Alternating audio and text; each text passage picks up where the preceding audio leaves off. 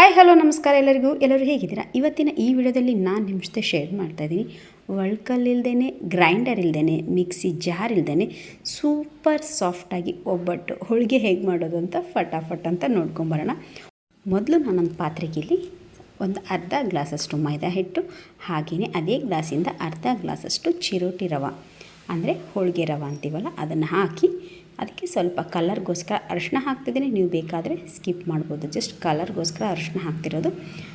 ಒಂದು ಪಿಂಚಷ್ಟು ಉಪ್ಪು ಹಾಕಿ ಸರಿಯಾಗಿ ಇದನ್ನು ಒಂದು ಸಲ ಮಿಕ್ಸ್ ಮಾಡಿ ಆಮೇಲೆ ಸ್ವಲ್ಪನೇ ನೀರು ಹಾಕಿ ಇದನ್ನು ಹಿಟ್ಟು ಚೆನ್ನಾಗಿ ನಾದ್ಕೊಳ್ಳೋಣ. ಒಂದೇ ಸಲ ನೀರು ಹಾಕಬೇಡಿ, ಸ್ವಲ್ಪ ನೀರು ಹಾಕಿ ಸರಿಯಾಗಿ ಇದನ್ನು ಮಿಕ್ಸ್ ಮಾಡೋಣ.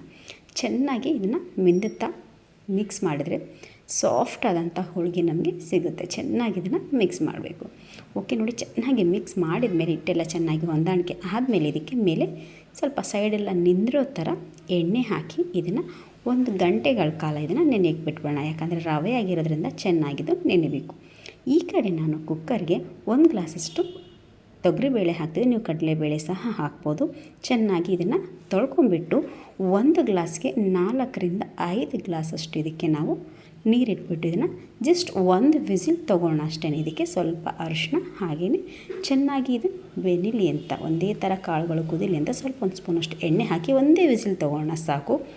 ಓಕೆ ನೋಡಿ, 1 ವಿಸಿಲ್ ತೊಗೊಂಡಿದ್ದೀನಿ. ಇವಾಗ ಚೆನ್ನಾಗಿ ಕಾಳು ಕುದ್ದಿದೆ. ಓಕೆ, ನಿಮಗೆ ವಿಸಿಲ್ ಬೇಡ ಅಂದರೆ ನೀವು ವಿಸಿಲ್ ಇಲ್ಲದೇ ಸಹ ಜಸ್ಟ್ ಕ್ಯಾಪ್ ಮುಚ್ಚಿ ಇಡ್ಬೋದು. ನೋಡಿ, ಚೆನ್ನಾಗಿ ಒಂದೇ ರೀತಿಯಾಗಿದ್ದು ಚೆನ್ನಾಗಿ ಕುದ್ದಿದೆ. ಇವಾಗ ನಾವು ಇದನ್ನು ನೀರನ್ನು ಅಂದರೆ ಅದರಲ್ಲಿರೋ ಕಟ್ಟನ್ನು ನೀಟಾಗಿ ಸಪ್ರೇಟ್ ಮಾಡ್ಕೊಂಬಿಡೋಣ. ನೀವು ಇದನ್ನು ಹೋಳಿಗೆ ಸಾರಿಗೆ ಬಳಸ್ಬೋದು. ಇದೇನು ವೇಸ್ಟ್ ಆಗೋಲ್ಲ, ಸಖತ್ತಾಗಿರುತ್ತೆ ಅದರಿಂದ ರಸಮ್ ಸಾರು ಮಾಡಿದರೆ. ಓಕೆ ನೋಡಿ, ಕಂಪ್ಲೀಟ್ ನೀರು ತೆಗೆದಿದ್ದಾಗಿದೆ. 1 ಗ್ಲಾಸ್ ಬೇಳೆಗೆ 1 ಗ್ಲಾಸಷ್ಟು ಬೆಲ್ಲ ಹಾಕಿದ್ದೀನಿ. ಹಾಗೆ 2 ಏಲಕ್ಕಿ ಹಾಕಿದ್ದೀನಿ. ಇದನ್ನು ಚೆನ್ನಾಗಿ ಒಂದು ಸಲ ಮಿಕ್ಸ್ ಕೊಟ್ಟು ಚೆನ್ನಾಗಿ ಇದನ್ನ ಕುದಿಯೋಕೆ ಇಟ್ಬಿಡೋಣ. ಬೆಲ್ಲ ಎಲ್ಲ ನೀಟಾಗಿ ಕರಗೋ ಥರ. ಓಕೆ ನೋಡಿ, ಇವಾಗ ಚೆನ್ನಾಗಿದು ಕರಗಿದೆ.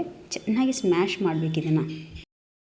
ಓಕೆ, ಇವಾಗ ನೋಡಿ ಇದು ಚೆನ್ನಾಗಾಗಿದೆ. ಇದನ್ನು ಇವಾಗ ನಾವು ಬೇಳೆ ದಟ್ಟಿಸ್ತೀವಲ್ಲ ಅದನ್ನು ತಗೊಂಡು ಇದನ್ನೇ ಚೆನ್ನಾಗಿ ದಟ್ಟಿಸ್ಕೋಬೇಕು. ಇದಕ್ಕೆ ಯಾವುದೇ ರೀತಿಯಾದಂತಹ ಮಿಕ್ಸರ್ ಬೇಡ, ಗ್ರೈಂಡರ್ ಬೇಡ, ಒಳ್ಕಲ್ ಕೂಡ ಬೇಡ. ಇದರಿಂದನೇ ಚೆನ್ನಾಗಿ ನೋಡಿ ಸ್ಮ್ಯಾಶ್ ಮಾಡ್ಕೋಬೇಕು. ನೋಡಿ, ಇವಾಗ ಸೂಪರ್ ಸಾಫ್ಟಾಗಿ ಬರೀ 2 ನಿಮಿಷದಲ್ಲಿ ಇದು ಎಷ್ಟು ಸಾಫ್ಟಾಗಿದೆ ಅಂತ ನೋಡಿ. ಒಂದು ಕೂಡ ಒಂದು ಕಾಳಿಲ್ಲ, ಏನಿಲ್ಲ, ಅಷ್ಟೊಂದು ಸಾಫ್ಟಾಗಿದೆ ನೋಡಿ. ಕರೆಕ್ಟಾದಂತಹ ಹೋಳಿಗೆ ಮಾಡೋಕ್ಕೆ ಹೂರಣ ರೆಡಿಯಾಗಿದೆ ನೋಡಿ. ಓಕೆ, ಇದನ್ನ ಎತ್ತಿಟ್ಬಿಟ್ಟು ಕಣಕ ಏನಾಗಿದೆ, ಯಾವ ರೀತಿ ಚೆನ್ನಾಗಿದೆ ನೆಂದಿದೆ ಅಂತ ನೋಡ್ಕೊಂಬರೋಣ. ಓಕೆ ನೋಡಿ, ರವೆ ಹಾಕಿರೋದ್ರಿಂದ ಇದಕ್ಕೇನಿದ್ರು ಅಟ್ಲೀಸ್ಟ್ 1 ಅವರ್ 2 ಅವರ್ಸ್ ಬೇಕೇ ಬೇಕು. ಅರ್ಜೆಂಟಿಗೆ ಅದನ್ನು ಬರೀ ಮೈದಾನಿಟ್ಟರೆ ಸಾಕು. ಟೈಮ್ ಇದೆ ಅಂದರೆ ನೀವು ರವೆ ಹಾಕಿ ನೆನಿಡಬೇಕು. ಓಕೆ ನೋಡಿ, ನನಗೆ ಇವಾಗ 1 ಅವರ್ ಆಗಿದೆ. ಮಕ್ಕಳು ಸ್ಕೂಲ್ಗೆ ಹೋಗ್ತಾರಲ್ಲ, ಹಾಗಾಗಿ ಅರ್ಜೆಂಟ್ ನನಗೆ ಬೇಕು. ಹಾಗಾಗಿ ನಾನು ಏನು ಮಾಡ್ತಿದ್ದೀನಿ ಅಂದರೆ ಚಪಾತಿ ಮಾಡೋ ಲತ್ತುಡಿಯಿಂದ ಇದನ್ನ ಚೆನ್ನಾಗಿ 1-2 ಸಲ ಚೆನ್ನಾಗಿ ಈ ಥರ ಕಣಕದ ಮೇಲೆ 1-2 ಏಟು ಹಾಕೋದ್ರಿಂದ ನೀಟಾಗಿ ರವೆ ನೀಟಾಗಿದ್ದು ಒಂದು ಹದಕ್ಕೆ ಬರುತ್ತೆ. ಓಕೆ ನೋಡಿ, ಎಷ್ಟು ಸಾಫ್ಟಾಗಿದೆ ಹಿಟ್ಟು ಅಂದರೆ ಜಸ್ಟ್ ಕೈಯಿಂದನೇ ನೀವು ಯಾವುದೇ ರೀತಿಯಾದ ಲತ್ತುಡಿ ಬೇಡ, ಕೈಯಿಂದನೇ ನೀಟಾಗಿ ನೀವು ಹೋಳಿಗೆ ಮಾಡ್ಬೋದು. ಎಷ್ಟು ದೊಡ್ಡದು ಬೇಕಾದರೂ ಮಾಡ್ಬೋದು. ಲತ್ತುಡಿ ಸಹ ನೀವು ಬೇಕಂದರೆ ಯೂಸ್ ಮಾಡೋದು. ಇದು ಎಕ್ಸ್ಟ್ರಾ ಹಿಟ್ಟು ತೊಗೊಂಡ್ರೆ ಏನಿದೆ ಎಕ್ಸ್ಟ್ರಾ ಹಿಟ್ಟು ಬಂದರೆ ನೀವು ತೆಗಿಬೋದು. ಇಲ್ಲ ಕರೆಕ್ಟಾದಂತಹ ನೀವು ಹೋಳಿಗೆ ಗಿರಂಟ್ರೆ ಅದನ್ನೇನು ತೆಗಿಯೋ ಅವಶ್ಯಕತೆ ಇಲ್ಲ. ನೋಡಿ ಎಷ್ಟು ಸಾಫ್ಟಾಗಿದೆ ಅಂತ ಹಿಟ್ಟು, ಸಖತ್ತಾಗಿರುತ್ತೆ. ಖಂಡಿತ ಒಂದು ಸಲ ಟ್ರೈ ಮಾಡಿ ನೋಡಿ. ನಿಮಗೆ ಯಾವ ಸೈಜಲ್ಲಿ ಬೇಕೋ ನೀವು ಆ ಸೈಜಲ್ಲಿ ಹೋಳಿಗೆ ಮಾಡೋದು. ಖಂಡಿತ ಕೈಲೂ ಸಹ ಮಾಡ್ಕೋಬೋದು. ಸಖತ್ ಸಾಫ್ಟಾಗಿ ಬರುತ್ತೆ. ಯಾವುದೇ ರೀತಿ ಮಧ್ಯದಲ್ಲಿ ಏನೊಂದು ಕಾಳುಗಳು ಸಿಗೋದಿಲ್ಲ ನಿಮಗೆ. ಅಷ್ಟೊಂದು ಚೆನ್ನಾಗಿ ಇದು ಹೂರಣ ಸ್ಮ್ಯಾಶ್ ಆಗಿರುತ್ತೆ. ನಿಮಗೆ ಯಾವ ಸೈಜ್ ಬೇಕು ನೋಡಿ, ನೀವು ಚಿಕ್ಕದು ದೊಡ್ಡದು ಮಾಡ್ಕೋಬೋದು. ನೋಡಿ, ಈಸಿಯಾಗಿದು ಬರುತ್ತೆ. ನಿಮಗೆ ಹೋಳಿಗೆ ಪೇಪರ್ ಆದರೂ ತೊಗೋಬೋದು, ಇಲ್ಲ ಯಾವುದಾದ್ರೂ ಎಣ್ಣೆ ಕವರ್ ಇದ್ದರೂ ಸಹ ತೊಗೋಬೋದು.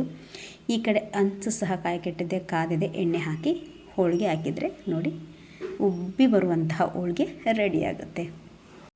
ಕರೆಂಟ್ ಹೋಗಿದೆ, ಮಿಕ್ಸಿ ವರ್ಕ್ ಆಗ್ತಿಲ್ಲ, ಗ್ರೈಂಡರ್ ವರ್ಕ್ ಆಗ್ತಿಲ್ಲ ಅನ್ನೋ ಸಿಚುವೇಷನ್ನಲ್ಲಿ ನೀವು ಈ ಥರ ಟ್ರೈ ಮಾಡಿ ನೋಡಿ. ಸಖತ್ತಾಗಿ ವರ್ಕ್ ಆಗುತ್ತೆ. ಖಂಡಿತವಾಗ್ಲೂ ಇವತ್ತಿನ ವಿಡಿಯೋ ನಿಮಗೆಲ್ಲರಿಗೂ ಇಷ್ಟ ಆಗಿದೆ ಅಂದ್ಕೊಂಡಿದ್ದೀನಿ. ಪ್ಲೀಸ್ ಲೈಕ್ ಮಾಡಿ, ಶೇರ್ ಮಾಡಿ ಹಾಗೂ ಸಬ್ಸ್ಕ್ರೈಬ್ ಮಾಡಿ. Thank you.